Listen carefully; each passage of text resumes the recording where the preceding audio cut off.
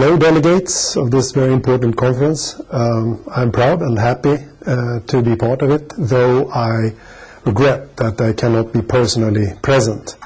I'm a professor here in Sweden, working with sustainable development, and I am chairing a big international program involving universities from across the globe that are merging their forces around a common framework for sustainable development.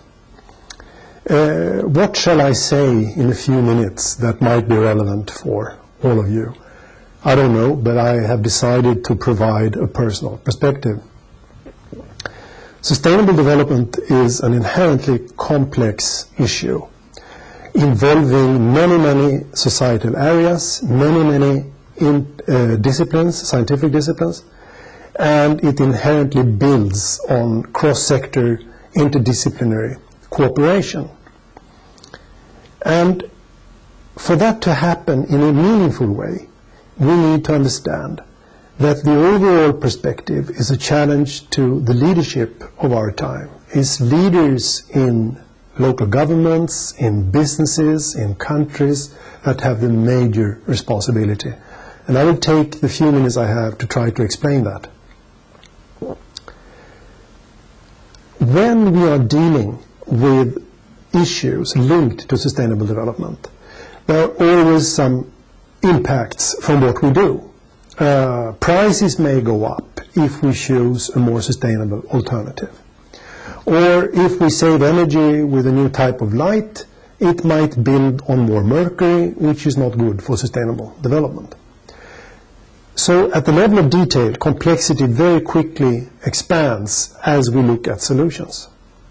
Now, the answer to those problems is very rarely that we, by any scientific rigor or intellectual preciseness, can evaluate whether something is better than the damage it does. So the trade-off situation is extremely difficult to determine in the short term, meaning that the question must be rephrased.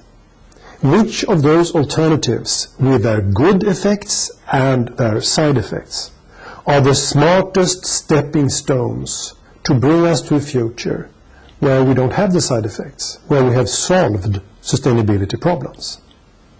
If we continue to choose between plague or cholera, using fossil fuels or nuclear power, for instance, to use an example, then we will get either plague or cholera. We must instead ask which energy system and which of the measures we plan to do is the smartest platform to bring us to health and sustainability. And that question inherently belongs to the leader. It is the leader of nations, it is the leader of municipalities, is the leaders of business that are the strategists. They are the ones that are used to looking at the whole system and how to stepwise approach desired futures in that system, the objectives of what the big company or the nation or the local government wants to do. On that particular aspect, experts like myself are generally amateurs. If you look how the discourse on sustainability generally happens globally, it is very often leaders who have already decided what they like without any scrutiny, without any understanding of the sustainability issue. For instance, they like nuclear power more than fossil fuels, or vice versa, or some other energy system, for instance. And then they take scientists hostages in that process to back up what they have already decided that they like the best. But scientists are amateurs on strategic decision-making, stepwise approaches to big complex goals, which inherently belong to the leader.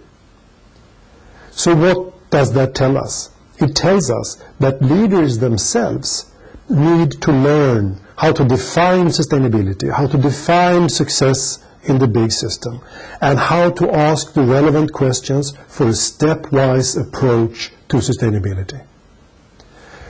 And that cannot be abandoned. That responsibility cannot be abandoned to experts.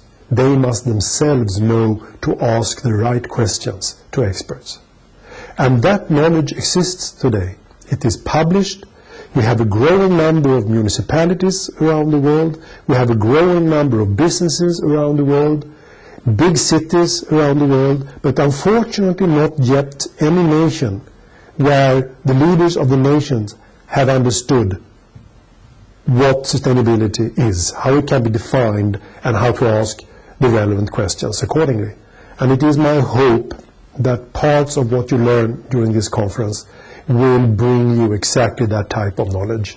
And I also want to finish off saying that in case you would need any advice on this, there is a growing network of scientists prepared to help you with your endeavors.